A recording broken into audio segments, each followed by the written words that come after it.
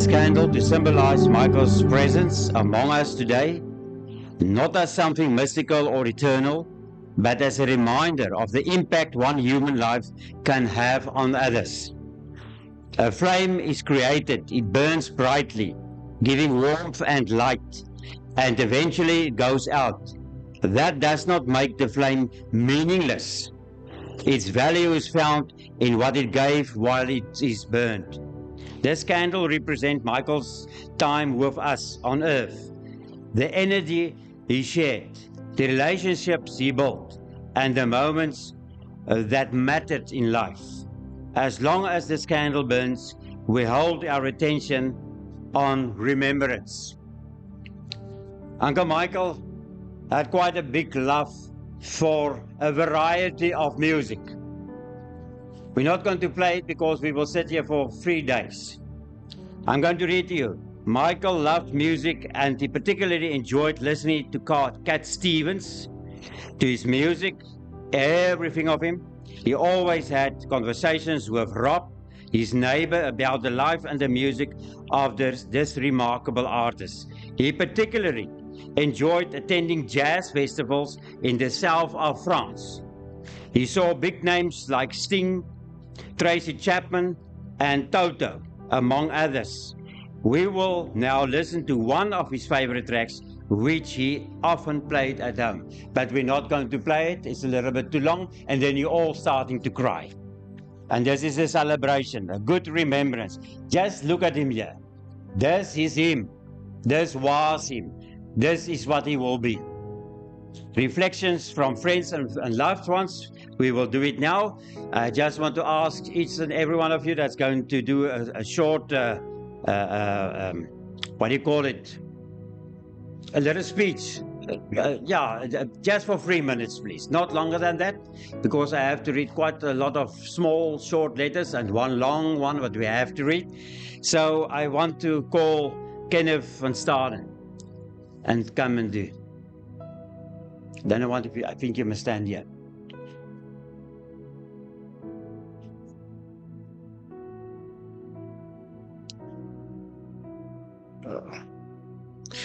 Today we stand united in our grief.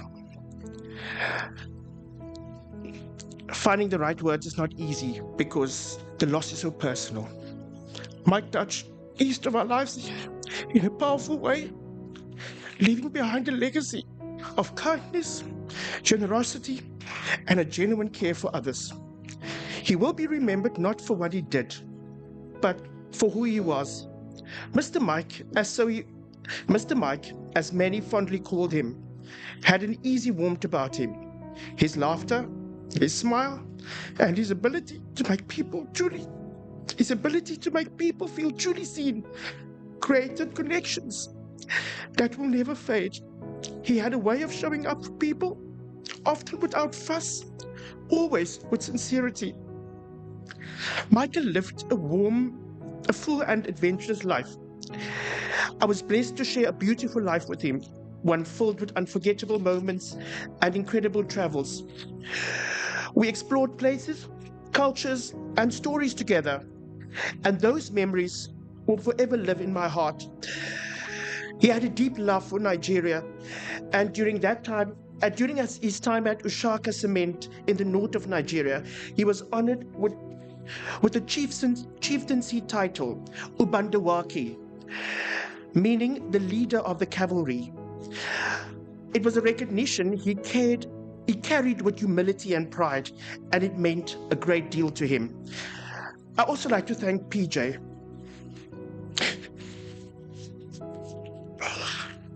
who looked so well after Mike and was always there for him.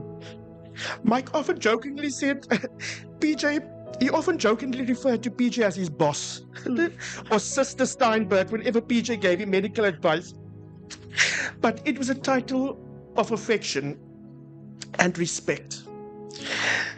PJ, your care, your patience, and constant presence meant a lot more than words can say. As we mourn today, we also celebrate a life well lived. Michael's spirit lives on through the love he gave, and the lessons he taught, and the memories we carry forward. Thank you, Michael, for the wonderful life you shared with me, for the laughter, the journeys, and the love. You will be deeply missed, but never forgotten. Your spirit will remain with us always.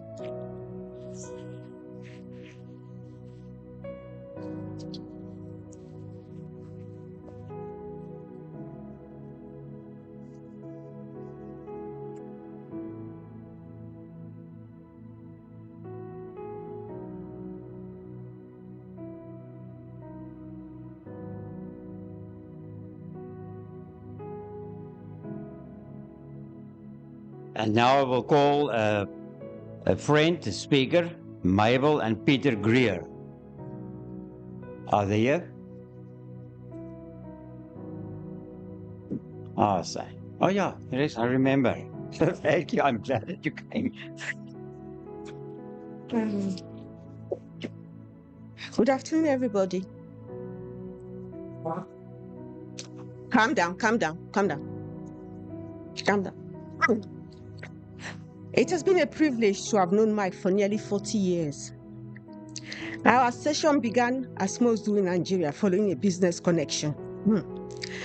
And thereon, as often happens there, then a personal relationship.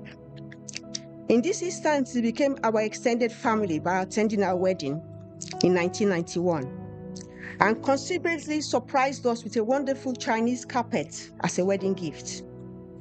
This unfortunately did not last long due to general flooding of Ikoyi and the ground floor of our house at Ileko Close.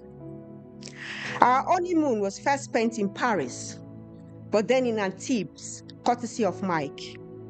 Wonderful hospitality. It was at this time I learned that lamb should not be well cooked. I had returned it at least twice when suddenly the chef came out, advising me in no uncertain terms that he was not cooking the lamb any further. To go back a bit, Mike, when we first met, was based in Ashaka near Gombe, where he was in charge of the finances, moving from financial controller to financial director, and then to deputy managing director. And finally, due to unfortunate circumstances, to acting managing director. During this period, we made frequent visits to Ashaka, even attending their Christmas party. Later to meet up in Abuja in the Hilton, and then on a private jet to Bauchi to visit the game park. He then moved down to Lagos to become the deputy managing director of West African Portland Cement.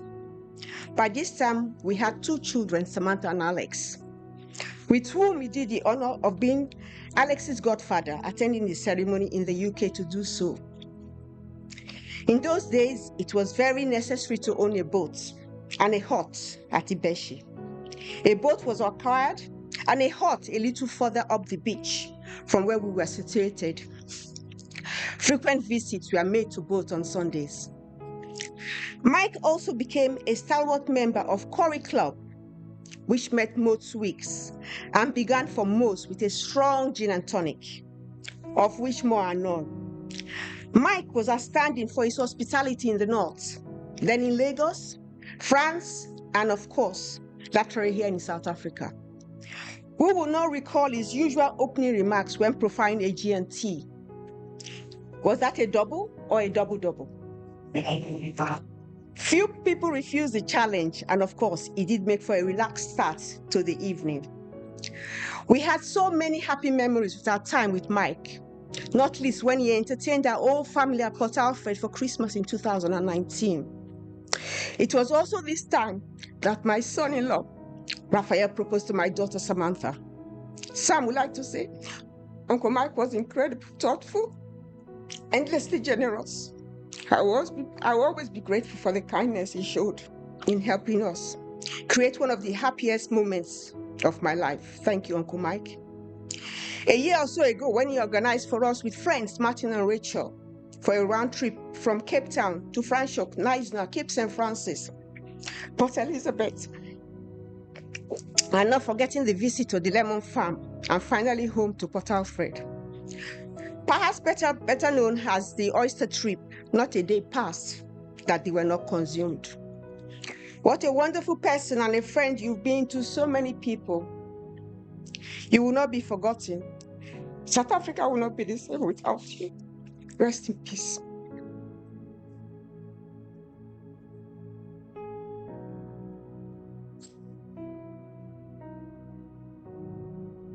Thank you so much for that. And then I will read the letters at the end. I'm going to call all the people that have to talk to us and say something as a speaker. Let me just see here. Next one. Dean Wallace.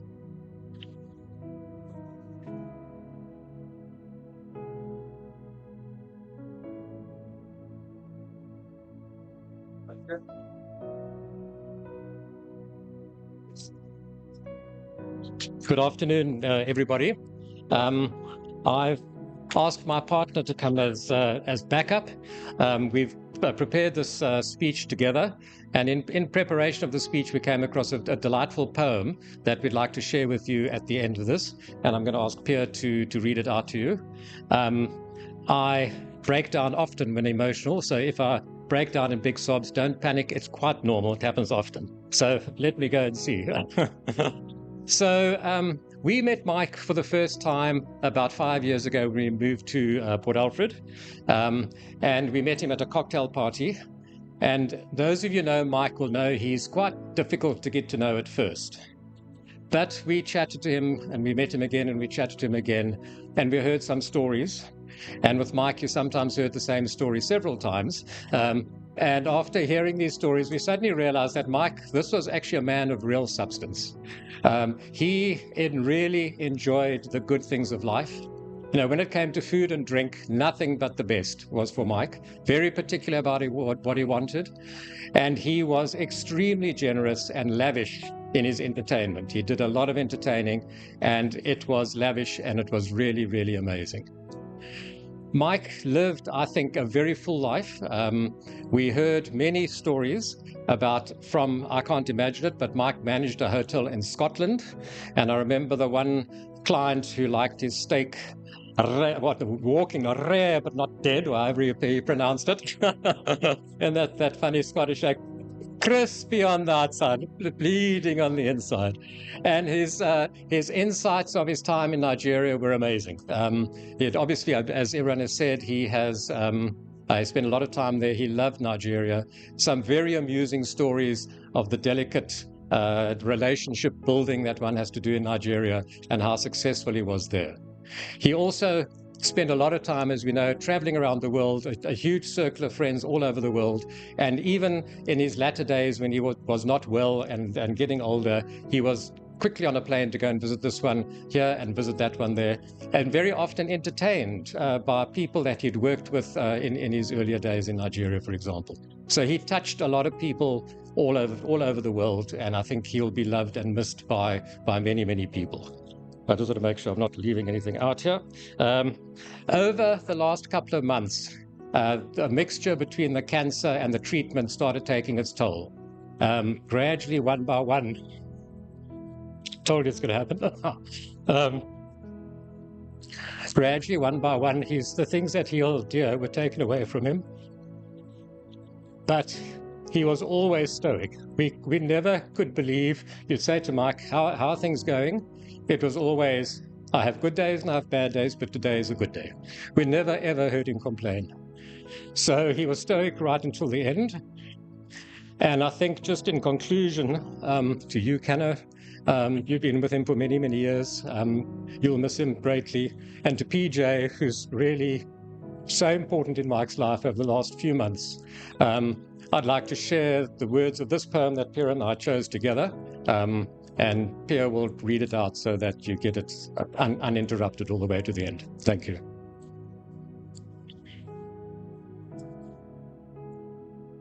The poem is Let Me Go.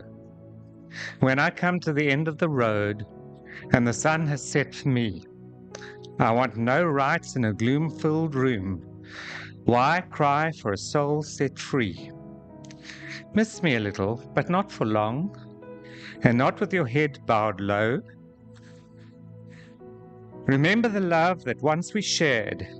Miss me, but let me go. For this is a journey we must all take, and each must go alone. It's all part of the master plan, a step on the road to home. When you are lonely and sick at heart, go to the friends we know. Laugh at all the things we used to do. Miss me, but let me go.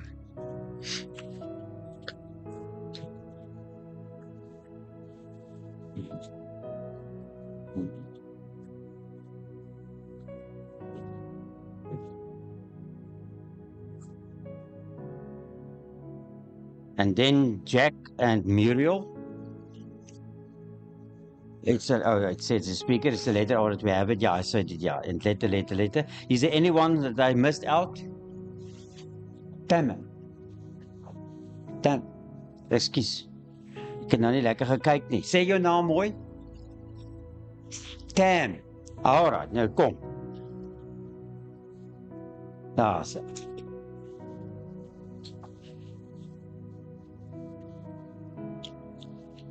Uncle Mark, as PJ would fondly call you, or just plain Michael by Cano, who you so dearly loved.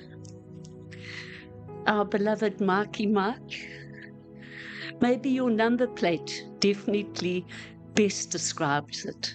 Mr. Mark, you were a big man, so gentle and unassuming, who listened well, yet spoke so few words, who danced and so loved his music, who also had a ready smile to give, unfailingly polite and friendly too. It feels so strange not to see you comfortably seated in your favorite chair, browsing on your Apple laptop. But what fond memories you have left behind for us to enjoy. We all know the emphasis you put on fine dining and good wines, and the enjoyment that it gave you. We feel grateful that we got to share and dress up for those fabulous occasions that we so enjoyed and that you gave us. We feel grateful that you certainly had a unique way of spoiling us. PJ, you were definitely the head boy in Numbers 23 Southwell Manor. You kept that household well in check, that's for sure. But thank you for being that, for all the loving care that you gave us all throughout. Cano, thank you that you made Mark so happy. He loved and appreciated your youthful spark. And he said that you kept him young. And how special is that? Dear Mark, you fought your lengthy cancer condition so bravely. This is exactly how you would have wished your end release to be. It is so typical of you to sneak out on us like this. May you rest peacefully now. You were a lovely human being and will be sadly missed by us all. I know you would also chuckle at my saying that you were indeed one wise old owl. Your fellow Nigerians knew this only too well. Bye-bye, precious friendy.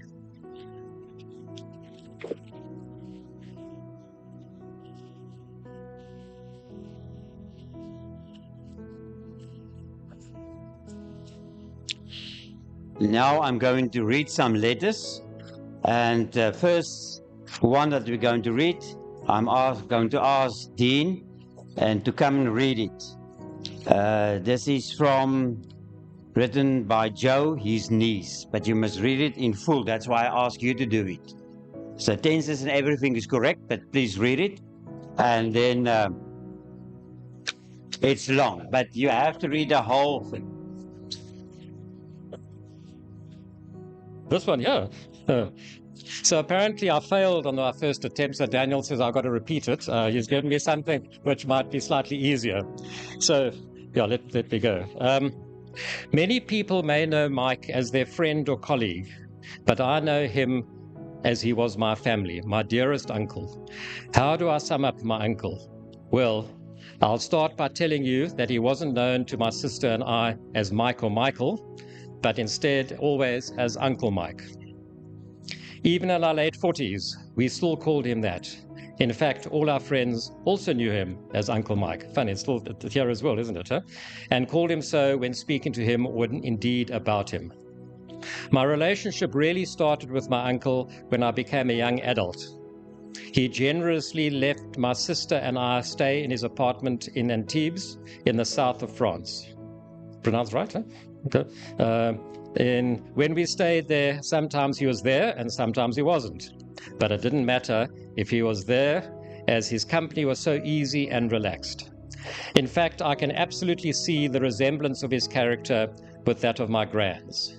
Gran was cuddly and gentle, something that Uncle Mike inherited. Yes, he gave me great hugs, and despite the initial awkwardness, I know that he grew to love those hugs. When my sister moved to London as a graduate, he let her live in his Battersea flat until she got herself somewhere more permanent. She was living the dream until she eventually had the realization of what a graduate can actually afford in London. His generosity and kindness were so evident, and he completely trusted her in his home. I always felt proud of my Uncle Mike's success.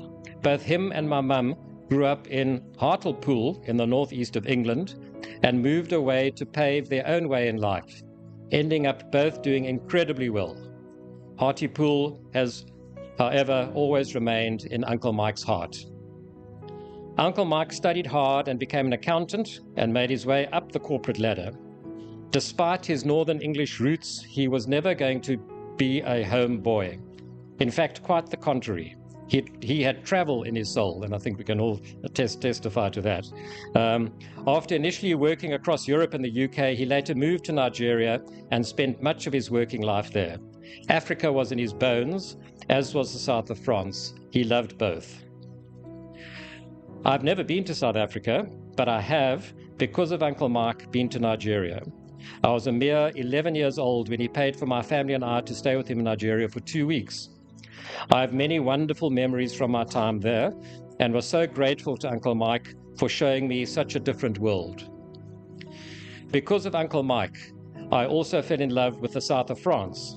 In fact, we went as a holiday four last summer to Antibes, where Uncle Mike used to live, and we would never have known about this beautiful place had it not been for my uncle.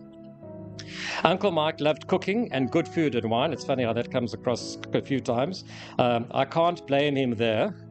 He taught me about when to drink red and when to drink white, and he introduced me to pink champagne. It was quite a revelation. When I had my own children, he embraced them. My children and I always think of him as the smiley, jolly uncle. He used to laugh in a certain way, and my children would smile and replicate it. Ho, ho, ho. Let's remember that sound. Huh? That is how he sounded when he laughed with my children. They loved it and found it so endearing. He and my husband Craig shared a mutual interest in cars, as did my granddad. Uncle Mike's eyes would light up when he talked about cars, and in his early adult life he spent a weekend on the rally circuit. My mum told me that their dad, my granddad, had to go out and rescue Uncle Mike and the car on a number of occasions after several mishaps. We know what that's like with old cars. Apparently, when he was still at school, he wrote to various car companies asking them to send him their free car catalogs. He then rented out these catalogs at school for a penny apiece. Well, that's good. Huh? Rolls-Royce wrote an article in their newspaper about him saying that he did go. So, Uncle Mike, my laid-back, kind, inspirational, and much-loved uncle, my family and I will miss you, and may you join your much-beloved niece, my sister, and your dearest parents, my gran and granddad, in heaven, and put your arms around them and give them one of your warm hugs, as I know they will do to you. Continue to laugh your wonderful laugh. Rest in peace. You will always be fondly remembered. Good. Yeah, I think I'll call it for the Nigerian company, reading also. Quite an English the Nigerian company wrote to us. Isn't it wonderful to listen to what people are thinking and telling around him and about him and who he really was? Unbelievable. I've met him and I'll read my little story quickly. And it is just wonderful to have to meet him and know what he was all about. Straightforward as an arrow and never shy to tell you exactly what you want to know or don't want to know also. And then afterwards he will say, take it or leave it. And that was good. I'm going to read Muriel and Jack. Mike was a friend of some 30 years standing and a better friend you could not have. We are here to celebrate his life and the many good times we enjoyed with him both at home in France and South Africa. On some great travels. Mike liked nothing better than good food, there's food again, with an excellent bottle of wine, entertaining friends and traveling. We had some memorable trips with him to Canada, Morocco and to the Victoria Falls. He will be surely missed by us and his many life on, and our thoughts are with Kano and he goes through as he's going through these difficult times. And then I have a letter here from Margot. Today I honor you, Mike. I am saying adieu to the great man you have been, the strong man that I admired. We met accidentally in Marrakesh some 20 years ago and kept in touch ever since. This is called fidelity. You like driving. You were a connoisseur in gastronomy of wine, so many gourmet stops on the road. You like the people. Your popularity is worldwide. Nigeria, for your successful career until recently, called for mediator to the #1 firm there. For friendship, I had the pleasure to meet some of your numerous friends around the world with whom I am sharing the pain today. We will remember you, Mike, for your appetite to life well and your talent to succeed in all aspects of life. Rest in peace and may God bless you. Dance. And then it's all French. I can't read it. I can read it, but I can't pronounce it. I think she can speak French, but that's Marga. And then another one, Carlos and Lynn. We have known Mike Parsey since 2000, having first met at one of the social gatherings organized by the South African Expats Club in the south of France. Mike was a good friend, and we shared his love for travel and good cuisine.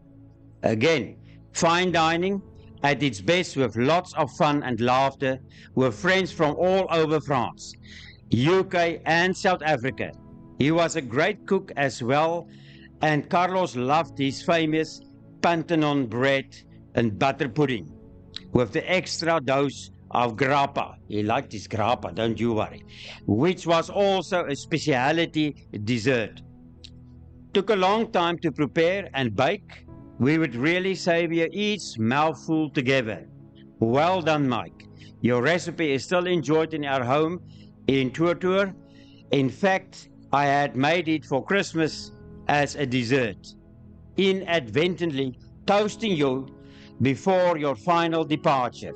Mike, you will always be in our hearts, and we will remember our interesting discussions, lunches here in France and in South Africa. Your penchant, I don't know how to spell it, Penchint. PJ, penchant, you see, he was French. His sponsor, Rulle d'Oie and French cheeses, especially fromage d'Otos, foie gras. Oh, hy het gelijk van foie gras. Daai arme eend het nie 'n kans gestaan. Rip, dear friend, you deserve your peace and rest. Love you lots and lots and lots. And then Marianne and Tony. eulogy for Marianne and Tony Doggett. See, ek is nie Engelsman nie. We met Mike through our close friends Elizabeth and Tim here in sunny France in 2011. Mike had been having French lessons and Antibes with them. Antibes. Ooh. We had moved to France from Hong Kong and Mike took us under his wing, helping us with practical advice. Ek moet sê, hy kon mense nogal reg help met baie dingetjies. Mike was a kind-hearted, jolly friend who was full of enthusiasm and introduced us to all things French. We discovered Mike had passion for French cuisine. What a great hobby to share. He was great at organizing and we went on trips as a close group of friends to visit French towns, his favorite French vineyards, and this was always accompanied by cook showing us his skills at cooking and being very modest when he served up culinary creations. I remember him saying to me, I am very happy to hear you enjoyed the food. I do keeping telling people that I'm not a talented chef, I just have the world's largest collection of cookery books. He talked often of his times in Nigeria and travel plans across the world. He always cared to fit in a visit to us in France on his busy schedule. It was very important for him to stay in touch with us all the time and with all his friends. This included friends he had at the Classic Car Club, of which he was a member, and he was always happy touring in his car. Mike taught us that life should be enjoyed and lived to the full. With his husband Kano, they were a lovely couple, and Mike was very happy. We were lucky to have met this kind, compassionate, intelligent man. He was determined that he would continue enjoying his life even when illness struck him. He never complained and was very brave. We will surely miss you. En dan gaan ek weer vir Dean vra om vir ons net 2 gedeeltes uit die brief te lees van die company, David Meek, waarmee hy saamgewerk het, nee? Nie? Is 'n vriend. Maar hy dis 'n baie lang brief. Vat so 'n stukkie hierso en dan skiep jy 'n stuk en dan gaan jy in die einde aan. Nee, English. That's why I asked you to do it. It's net so 'n stukkie en dan skiep. Okay, where must I stop? Huh? You can do that. How long have we got? Okay, we are here today to remember and celebrate the life of Michael Parsey, known to everybody as Mike. He was a brother, uncle, great uncle, and a wonderful friend to many, many of whom are scattered around the world. Mike was proud of his roots in the northeast of England, in Hartlepool, and it was here that on leaving school he was articled to study to become an accountant. On qualifying, his first job was to work for ICI on Teesside, but Mike knew that there were wider horizons to conquer, and when working for Mobil, he spent time in Rome and in other parts of Europe. However, Mike's international career was still sometime in the future, and when I met him in the summer of 1977, he was working for Cambridge Scientific Instruments and living in a riverside flat overlooking Midsummer Common. Mike, having been a member of the Hartlepool Motor Club, had always been a car enthusiast and was not very impressed with his company car, an Austin Princess 2.2 HLS, which I can understand why, in metallic brown with a vinyl roof, all very 1970s. However, by mid-1978, Mike was looking for his next career move, and in June 1978, he had an interview for a job at Blue Circle in London. In the evening of the interview day, with a group of friends from Cambridge, we were going to see Bob Dylan at Earl's Court. It was a successful visit as Mike got the job at Blue Circle and the Bob Dylan concert was excellent. For just over a year, Mike commuted daily from Cambridge to London. A particularly cold winter in Cambridge was happily for Mike interrupted by his first business trip to Nigeria. On one occasion, we went to the Finsbury Astoria to see Sister Sledge. After the concert, Mike headed to Gatwick to get the British Caledonian flight night flight to Lagos, and I headed back to Cambridge. Mike decided that commuting was not for him, and he moved to Battersea in September 79. Little did he know, but his working life was due to change. He was offered a one-year contract to work for West African Portland Cement in Lagos. However, this 1 year turned into a 40-year career, with the majority of it spent in Nigeria. We cannot leave Nigeria without mentioning the Christmas trip of 1988. Eileen, Steve, Kate, Joe, and I all flew to Kano to spend Christmas and New Year with Mike in Ashaka. We took the company jet from Kano to Ashaka and had the most amazing time. Mike was, as always, a great host, and it was a trip of a lifetime. One evening, when we all fancied a Chinese meal, Mike gave the pilot, Captain Pat Roof, permission to take the jet to Kano to get a takeaway Chinese. Kano is not you, this is a place. Kano, okay, Kano, there we go, right, I was wondering. This he duly did, and a rather smarter delivery service than Deliveroo, but perhaps maybe more expensive. All of you who knew Mike well will remember his love of good things and wine. Having sold the flat in Battersea, Mike bought a large stone cottage in North Oxfordshire. Here, when he was on leave, he would invite friends to luncheon and dinner parties, and as an excellent cook, he would prepare wonderful food.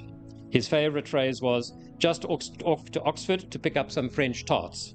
Not quite as outrageous as it sounds, as it was wonderful fruit tarts from Maison Blanc, run by the former Miss Raymond Blanc. I'm sure all will remember the rather more than double Tanqueray gin and tonics, lots of ice and a slice of lime, always one of Mike's favourites. When remembering Mike, we have to mention his love of the south of France. Nearly there. I always remember Mike saying that in his younger days, when having a camping holiday with friends, they went to the Antilles. Mike then said, "One day I will live here." And many years later he did. He spent many happy years in semi-retirement in his apartment with views over the Antibes harbour. Mike was with me in Oxford when the result of the Brexit referendum was announced. To say he was completely devastated would be an understatement, and initially he was also very upset with his friends who had voted for Brexit, but being Mike, he did eventually forgive them. It was after Brexit that Mike decided to live permanently in South Africa, a country he loved, and the relaxed lifestyle suited him. No more worries about business suits. He could spend his days relaxing in polo shirts and shorts and read crime novels on his Kindle. He would do his crosswords and catch up with the news, reading the Times on his iPad. Mike, never a great TV watcher, would relax by listening to music. All of us will have our personal memories of Mike, and many will have met him in a professional capacity. However, we will all remember his wonderful smile and his warm and generous nature. We were also fortunate to have known Mike and to have him as part of our lives, and he will be greatly missed by us all. There will always be things that will remind us of him, and we will always remember him. When we hear a certain song or a reference to something we knew he loved. Whenever I hear Africa by Toto, I always think of Mike, and it was a continent he loved and really where his heart was. In the words of Tina Turner, he was simply the best. Yeah.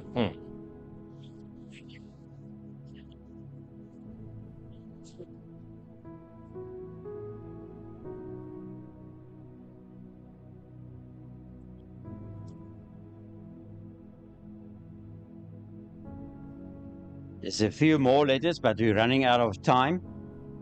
So we continue with the program and with the service.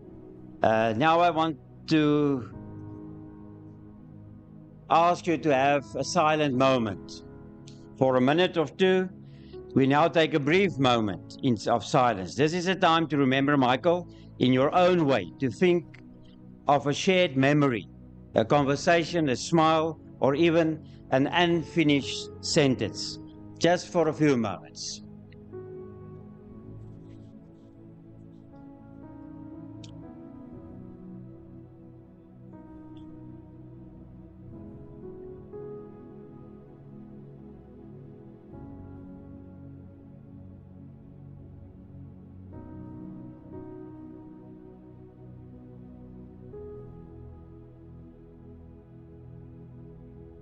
All right, and now I'm going to read you a personal, the history almost together, put in just one A4 page. Michael Parsey is British and was born in 1947. He studied at the West Hartlepool Grammar School and went from there into professional training as a chartered accountant, qualifying at the age of 21. That will be done. After qualifying as a chartered accountant, he spent the next 10 years working in a variety of positions in manufacturing companies based in the UK and Ireland, including as European Treasury Manager for Standard Press Steel Inclusive and as Financial Controller of Cambridge Scientific Instruments Circle Industries Ltd, cement manufacturers now part of the Lavrache Group. And this brought him to Nigeria, where he earned initial 6 months posting as an acting chief accountant extended into 20 years involvement, which eventually led to positions as Deputy Managing Director of both Ashaka Cement PLC and West African Portland Cement PLC, and finally as BCIS Regional Manager for Africa based in London. Michael attempted to retire a few times from business in Nigeria, but keep returning to the country that was dear to his heart. In 2023, he finally retired as a non-executive director of the Inlax Group of companies. He retired peacefully in Port Alfred for the last 6 years. He lost the battle against cancer and passed on peacefully at St. George's Hospital on Thursday, the 8th of January 2026. So that was his life in an A4 page. But what a life! What a life! All his achievements and everyone, all the letters, everything that we listen to is his love for life. He lived a well life, very positive, very humoristic, always full of jokes, and he always have a wonderful story to tell you. It was unbelievable to listen to him. And just a few closing remarks. Mike was not defined by belief systems or traditions, but by his humanity, his presence, his relationships, and the way he moved through the world. Grief is not something to be solved or rushed. It is simply the cost of connection. The fact that we are today speaks to the significance of Michael's life and the space occupied in ours. And then I just want to read you another thing. Nou, waar is daai bladsy?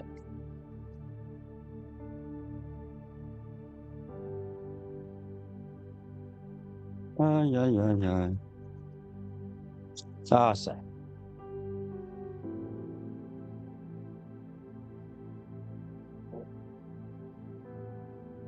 I wrote a few words, a farewell to a gentleman, Uncle Michael.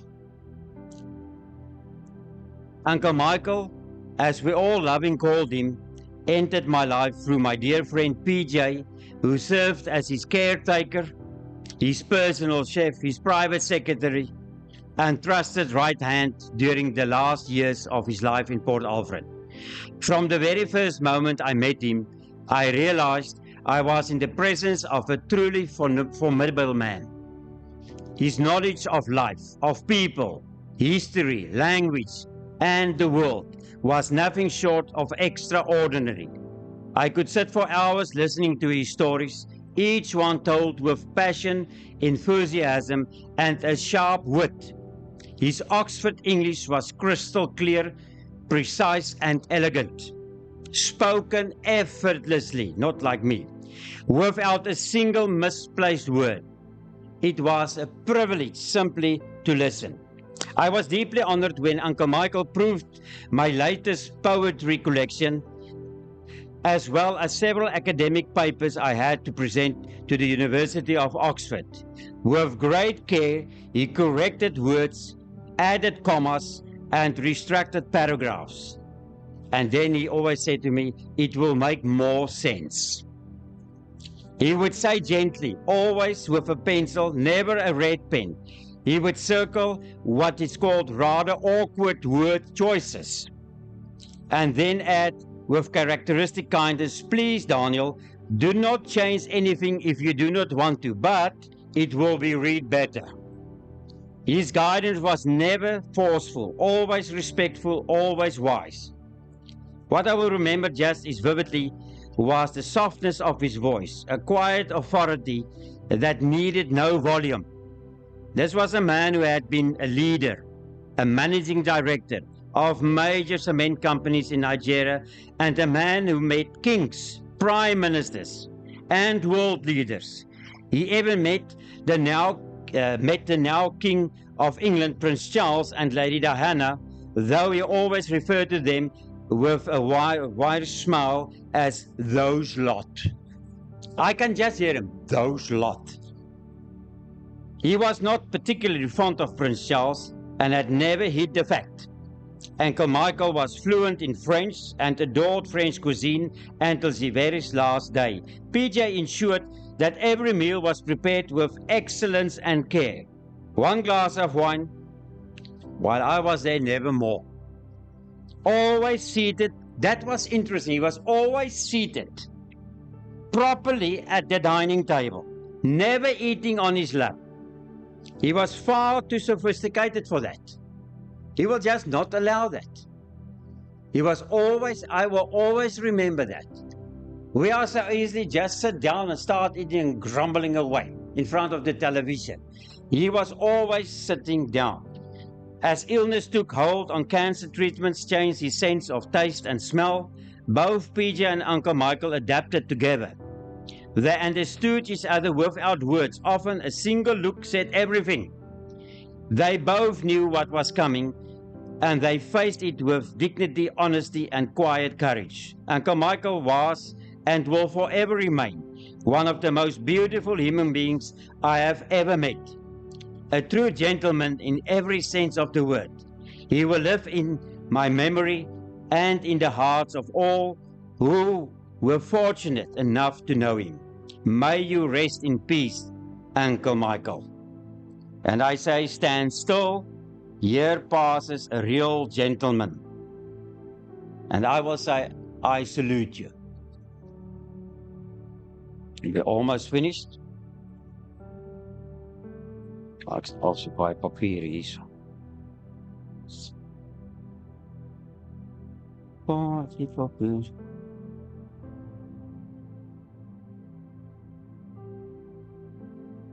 And now I will ask KD to the front to blow out the candle.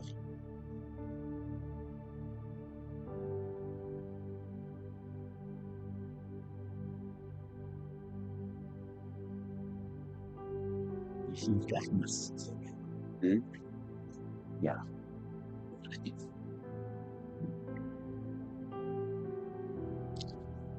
As we extinguish this candle, we acknowledge that Michael's life, like the flame, has come to its natural end. But just as light continues to exist even after the flame is gone, what Michael gave, his influence, his humor, his kindness, his complexity, continues in each of us who carry his memory forward. And now I want to ask Zabian van Staden to come and do photo facts. Kom. Maar hier staan 3 goed wat jy moet kom doen. Hier skyfies en hier is 'n projektor en hier is 'n gepraat. Awesome. Thank you. Good afternoon, everybody. Kaidi would like to extend his heartfelt thanks to all friends and family who travel from near and far to attend the celebration of Mike's life. Your presence, love, and support during this time meant more than words can express. A special word of thanks, and I think this is the 10th time now, PJ, who goes to PU, who always ensured that Mike was well looked after. Your care, your commitment, and your constant presence did not go unnoticed and will always be deeply appreciated. He would always also like to thank Mike's friends who regularly visit him for coffee or sometimes something stronger. And those moments of companionship, laughter, and friendship brought him great comfort and joy, especially in the last days. Uh, his Katie would also like to express his sincere thanks to the team, the hospital staff, uh, for the help they give and the comfort that they in the last days of Michael's life here on earth. I would also like to invite all of us after the slideshow and everything to enjoy a cup of tea with him. Thank you. And also,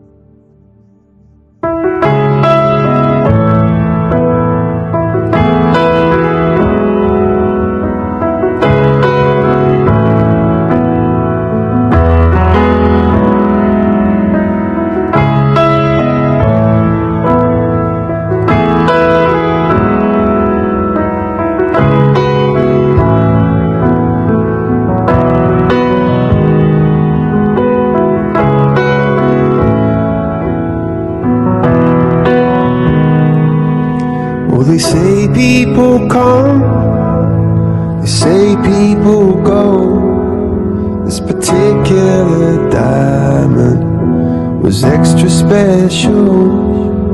I know you might be gone, and the world may not know. Still I see a celestial,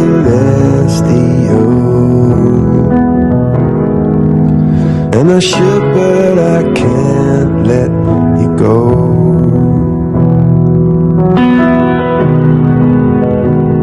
But when I'm cold, I'm cold. Yeah, when I'm cold, I'm cold. There's a lot that you give me when I'm in shadow. There's a feeling within me, an everglow.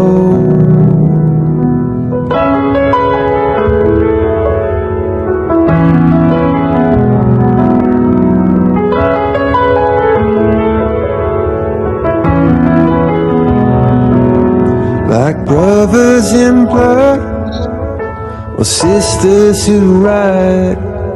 Yeah, we swore on that night we'd be friends till we die.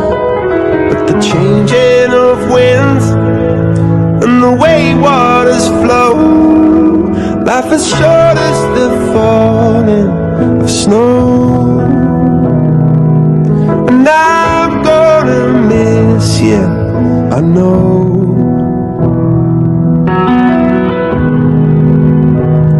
But when I'm cold,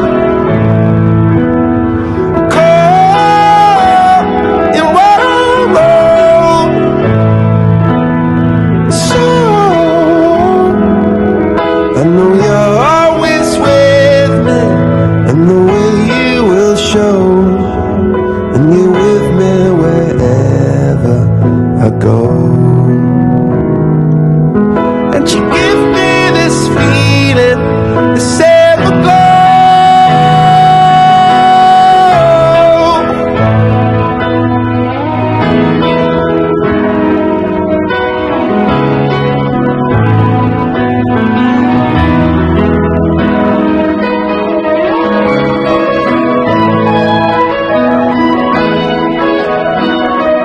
What I wouldn't give for.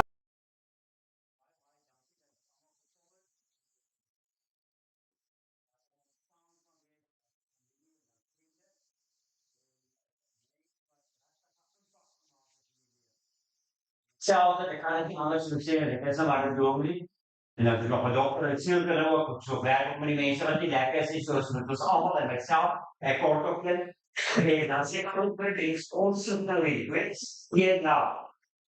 But who knows who are soon we are going to sit here again. We don't know. So live your life positive. Wees 'n positiewe mens, maak 'n verskil in die lewe. Hierdie goal het vir my so baie beteken in so 'n kort tydjie. So lewe so, van julle lewe. Hy is weg, maar julle is hier. So gryp die lewe, gryp die dag, carpe diem. En leef 'n positiewe lewe. En bly weg van negatieve mense af. En nou weer 'n lekker keer, sy gaan weg. Peter. So Joel there, there's a spring where you please eat.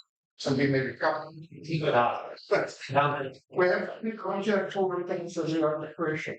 Wat weet ek, daar nog 'n keer te hoor. En dis what's not to work to work again. In front of you.